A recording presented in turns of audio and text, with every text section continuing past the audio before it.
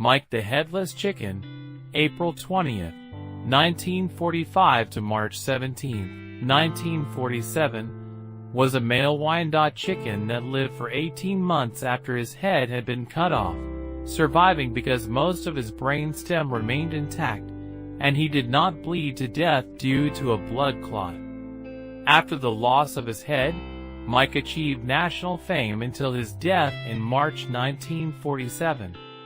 In Fruita, Colorado, United States, an annual Mike the Headless Chicken Day is held in May. Beheading. On September 10, 1945, farmer Lloyd Olson of Fruita, Colorado, United States, was planning to eat supper with his mother-in-law, and was sent out to the yard by his wife to bring back a chicken. Olson chose a 5.5-month-old Wyandotte chicken named Mike. The axe removed the bulk of the head, but missed the jugular vein, leaving one ear and most of the brain stem intact.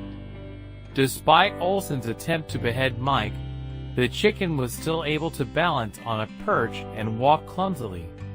He attempted to preen, peck for food, and crow, though with limited success. His crowing consisted of a gurgling sound made in his throat. When Mike did not die, Olson decided to care for the bird. He fed it a mixture of milk and water via an eyedropper, and gave it small grains of corn and worms. Fame. Once his fame had been established, Mike began a career of touring sideshows in the company of such other anomalies as a two-headed baby. He was also photographed for dozens of magazines and papers, and was featured in Time and Life magazines. Mike was put on display to the public for an admission cost of 25 cents, equivalent to $3 in 2022. At the height of his popularity, the chicken's owner earned $4,500 per month, equivalent to $59,000 in 2022. Mike was valued at $10,000, equivalent to $131,100 in 2022. Death. In March 1947, at a motel in Phoenix, Arizona on a stopover while traveling back from tour, Mike started choking in the middle of the night. He had managed to get a kernel of corn in his throat. The Olsons had inadvertently left their feeding and cleaning syringes at the sideshow the day before, and so were unable to save Mike. Olson claimed that he had sold the bird off, resulting in stories of Mike still touring the country as late as 1949.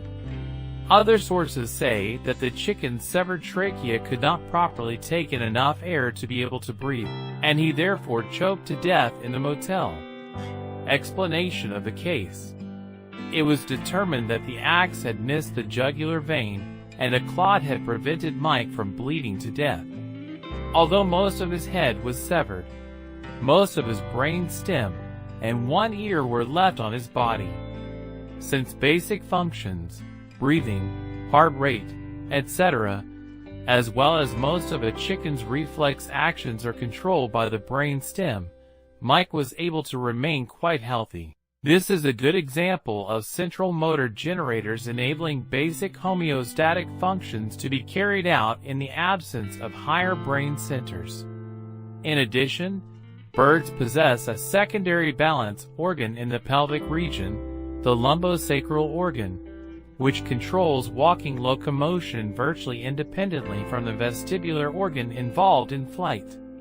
This has been used to explain how a headless chicken can walk in balance, despite the destruction of much of the cranial vestibular system. Legacy. Mike the Headless Chicken is a cultural institution in Fruita, Colorado, with an annual Mike the Headless Chicken Day, the third weekend of May since 1999. Events held include the 5K Run Like a Headless Chicken race, egg toss, pin the head on the chicken, the chicken clock off, and chicken bingo, in which chicken droppings on a numbered grid choose the numbers. Mike the Headless Chicken was an inspiration for the poultry-themed comedy punk band the Radioactive Chicken Heads, serving as the subject of their 2008 song, Headless Mike, for which a music video was filmed.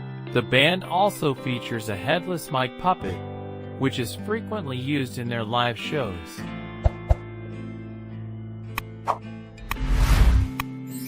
You